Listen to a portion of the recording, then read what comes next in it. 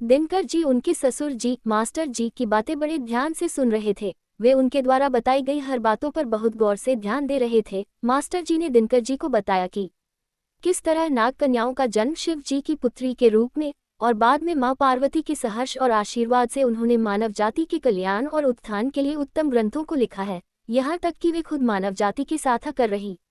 कुछ का विवाह ऋषि कुमारों से हुआ तो कुछ ने तपस्या से असीम शक्तियां प्राप्त कर उत्तम स्थान प्राप्त किए।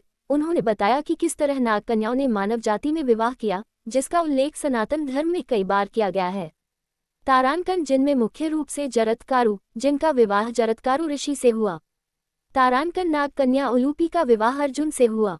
तारानकन मेघनाद अर्थात इंद्रजीत, जिनका विवाह नागराज वासुकी की पुत्री सुलोचना से हुआ। तारानकन भीम पुत्र घटोत्कच का विवाह नाग कन्या अहिलावती से हुआ। ऐसे ना जाने कितने ही उदाहरण प्रत्यक्ष अप्रत्यक्ष रूप से शास्त्रों में मिल जाएंगे। अब तो जैसे दिनकर जी के मन में सवालों की बाढ़ से उठ गई। उन्होंने अपने ससुर जी को गुरु मान उनसे अनुरोध किया कि वे विस्तार पूर्वक इन नाग कन्याओं का विवाह कैसे और किस स्थिति में हुआ यह उन्हें बताएं। उनकी उत्सुकता देख चंदा के अनुग्रह पर मास्टर जी ने कहना प्रारंभ किया। पौराणिक कथाओं के अनुसार तारानकन जरत्कारु ऋषि का नाग कन्या के साथ विवाह। पौराणिक कथा के अनुसार वासुकी नाग की बहन जरत्कारु का विवाह जरत्कारु ऋषि से हुआ था। जरत्कारु ऋषि ने तपस्या करके अपना शरीर क्षीण कर लिया था, इसलिए उनका नाम जरत्कारु पड़ा। वहीं ये भी संयोग था कि नागराज वासुकी की बहन ने भी तपस्या से अपने शरीर क्षीण कर लिया था, इसलिए भी उनका नाम भी जरत्कारु कहलाए। जरत्कारु ऋषि विवाह नहीं करना चाहते थे, इसलिए ब्रह्मचर्य धारण करके तपस्या में लीन हो गए थे। उन दिनों राजा परीक्षित का राजत्व काल था। जरत्कारु ऋषि काफी नियमों का पालन करते थे और वे अपने खानदान में इकलौते बचे थे। मुनिवर के पितर इस बात से चिंतित थे और वंश परंपरा के नाश के कारण नरक में गिरते जा रहे थे, क्योंकि उनका नाम लेने वाला और कोई नहीं था, जिससे वह पुण्यलोक से नीचे गिर रहे थे। पितरों के दुख देखकर जरत्कारु ने विवाह का निश्चय किया, लेकिन अपनी शर्तों पर।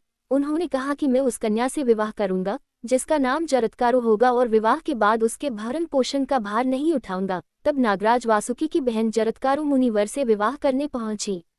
विवाह के बाद एक दिन सायंकाल के समय ऋषि अपनी पत्नी की गोद में सिर रखकर सो रहे थे।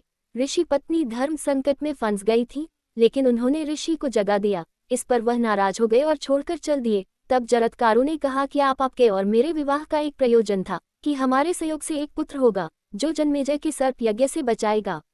अभी तो मेरे गर्भ में कोई संतान है नहीं। तब जरत्कारु ऋषि ने कहा कि तुम्हारे गर्भ में एक दिव्य संतान है जो बहुत बड़ा तपस्वी होगा। ये जरत्कारु ऋषि के पुत्र आस्तिक मुनि कहलाए, जिन्होंने जन्मेजय के सर्प यज्ञ को रोककर सांपों को बचाया था। तारानकन अर्जुन का नाग कन्या उलूपी से विवाह। कौरव्य नाग की पुत्री उलूपी का विवाह पांडव पुत्र अर्जुन से हुआ था। जलपरी नागन्या उलूपी अर्जुन की चौथी पत्नी थी। कथा के अनुसार द्रौपदी के महल में एक साल में केवल एक ही पांडव प्रवेश कर सकता था। अगर कोई आ जाता था तो उसको वनवास जाना पड़ता था। एक दिन युधिष्ठिर के होते हुए अर्जुन द्रौपदी के महल में पहुंच गए, तब उनको वनवास जाना पड़ा। वन भटकते हुए अर्जुन का नागों से युद्ध हो गया और उसमें बड़ी संख्या में नाग मारे गए थे, इसलिए नागवंशी अर्जुन से बदला लेना चाहते थे। तब उलूपी को अर्जुन को मारने के लिए भेजा गया था। अर्जुन को देखकर नागन्या मोहित हो गई और मारने का विचार त्याग कर प्रेम करने लगी, लेकिन अर्जुन ने प्रेम करने के लिए मना कर दिया। तब सम्मोहन शक्ति से अर्जुन को बेहोश करके नागलोक ले गई, जहां उलूपी ने अर्जुन को अपने पिता से मिलवाया और शत्रुता खत्म करने को कहा। उलूपी ने बताया कि अर्जुन को नागों से दुश्मनी नहीं है, उनको केवल एक गलतफहमी हो गई थी। अर्जुन उलूपी की इस बात से प्रभावित हो गए थे और उनसे विवाह कर लिया। कुछ सालों तक अर्जुन नागलोक में रहे, जहां उनका एक इरावन नाम का एक पुत्र हुआ। एक बार मृत्यु प्राप्त हो चुके अर्जुन को नागमणि से उलूपी ने पुनर्जीवित कर दिया था। तारानकन मेघनाद का नाग कन्या सुलोचना से विवाह। रावण का पुत्र मेघनाद पराक्रमी योद्धा था, उसे इंद्रजीत के नाम से भी जाना जाता था। एक बार जब मेघनाद सभी लोग पर अपना विजय पताका फैला रहा था, तब वह उस दौरान नागलोक भी पहुंचा था। नागराज वासुकी मेघनाद के पराक्रम को देखकर काफी प्रसन्न हुए। तब उन्होंने अपनी पुत्री सुलोचना का विवाह मेघनाद के साथ कर दिया था। राम रावण युद्ध के दौरान सुलोचना ने युद्ध में जाने से मेघनाद को काफी रोका था और उनको राम और लक्ष्मण के बारे में भी बताया था, लेकिन वह अपना धर्म समझकर युद्ध में शामिल हुए, जहां मेघनाद का वध लक्ष्मण के हाथों हुआ। तारानकन घटोत्कच का नाग कन्या अहिलावती से विवाह। महाभारत में भीम और हिडिंबा का एक पुत्र हुआ था, जिसका नाम घटोत्कच था। घटोत्कच का विवाह नाग कन्या अहिलावती से हुआ था। घटोत्कच और अहिलावती का एक पुत्र हुआ था जिसका नाम बर्बरीक था। बर्बरीक एक महान योद्धा था। एक लोककथा के अनुसार अहिलावती नागराज वासुकी की पुत्री थी और देवी पार्वती ने भगवान शिव को बासी फूल चढ़ाने के लिए उनको श्राप भी दिया था। इस प्रकार दिनकर जी ने मास्टर जी के द्वारा इन सब कहानियों को ध्यानपूर्वक सुना और सुनकर वे अचंभित भी थे कि उन्हें इन सब रहस्यों का ज्ञान नहीं था। दिनकर जी ने मास्टर जी को धन्यवाद भी करते हैं क्योंकि उन्होंने इन सब बातों का रहस्य पहली बार मास्टर जी के मुख से सुना था। अब आगे दिनकर जी को और किन किन रहस्यों के बारे में पता चलता है। चंदा के घर अर्थात ससुराल में आए आज 2 दिन बीत चुके थे क्योंकि पंडित जी के बताए अनुसार कुलदेवी के दर्शन हेतु उपयुक्त समय जो उन्होंने अपने पंचांग देखकर ज्योति गणना देखकर निकाला था, अभी वह और 2 दिन के बाद आने वाला था। बात स्पष्ट थी कि चाहे कुछ भी हो, इस बार दिनकर जी का इतने सालों बाद आगमन वह भी विशेष इच्छा लेकर अवश्य ही उन्हें रुकने को बाध्य कर देगा।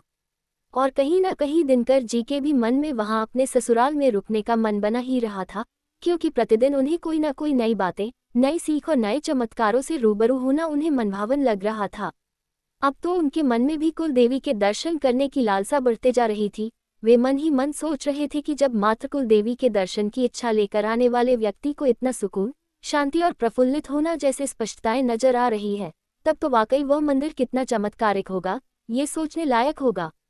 वह बार बार उन पहाड़ की चोटियों की तरफ देखते जिनके ऊपर सफेद दूधिया बादल छाए हुए दिखते। ऐसा लगता जैसे बादलों के बीच की आकृति स्पष्ट नजर आती, सूर्य की किरणें संपूर्ण प्रांत को अपने ताप से दूर रखती, अर्थात वहां हमेशा शीतलता बने रहती। ऐसा कहा जाता है कि कुलदेवी के मंदिर में जाने के कितने रास्ते हैं, यह आज तक कोई भी न जान पाया। मानव जाति ने माता के मंदिर पर आस्था के कारण अधिक शोध नहीं करना चाहा। सिर्फ जो रास्ता उन्हें बताया गया वे आज भी उन्हीं का अनुसरण करते हैं। पहले वहां पथरीला रास्ता हुआ करता था जिसे लोगों ने अभी काफी ठीक कर दिया, लेकिन तब भी उन रास्तों पर आज भी संध्या के पश्चात किसी को भी आने जाने की इजाजत नहीं है। इससे संबंधित बहुत सी कहानियां सुनने में आई है, लेकिन सबका सार एक ही निकलता है कि प्रातः 6 बजे से संध्या 6 बजे तक, अर्थात सिर्फ दिन का समय ही मानव जाति के लिए उपयुक्त है। बाकी समय उस पहाड़ी पर गलती से भी जाना निषेध है। हालांकि इसके कभी कोई दुष्परिणाम नहीं देखे गए यदि कोई भूल में रह जाए तो, लेकिन जिन लोगों ने जानबूझकर या किसी तांत्रिक विद्या के उद्देश्य अथवा लालच में आकर किसी हद से उन पहाड़ियों पर जाने का दुस्साहस किया, उनके बहुत बड़े दुष्परिणाम देखने को मिले। लगभग कोई भी वहां से या तो जीवित न लौटा या वापस आकर सांसारिक न बचा हो, लेकिन किसने क्या देखा यह कोई नहीं जानता और न ही कोई बताता है।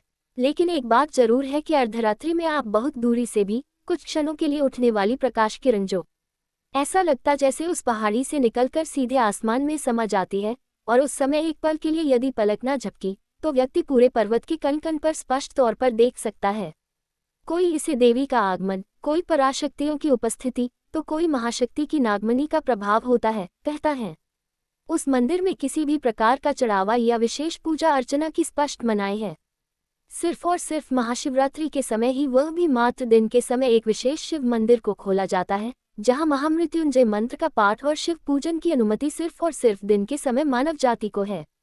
ये कहा जाता है कि दिन भर पूजन के पश्चात पुजारी को सफाई के लिए रुकने की अनुमति नहीं होती, लेकिन जब दूसरी सुबह उस मंदिर को पुनः खोला जाता है तो वह पूरी तरह साफ सुथरा और सुसज्जित मिलता है। उस मंदिर के बीचों बीच महाकुंड के समीप स्थापित शिवलिंग और उन 5-9 देवियों की प्रतिमाएं पुनर्तः जीवंत लगती है और मुस्कुराते हुए लगती है।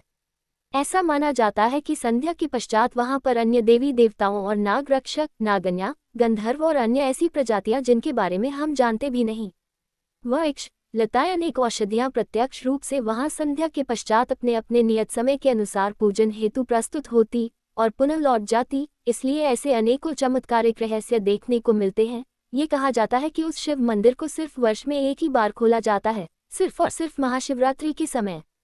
लेकिन तब भी मंदिर की साफ सफाई देखकर ऐसा नहीं लगता कि वहां कोई आता जाता नहीं।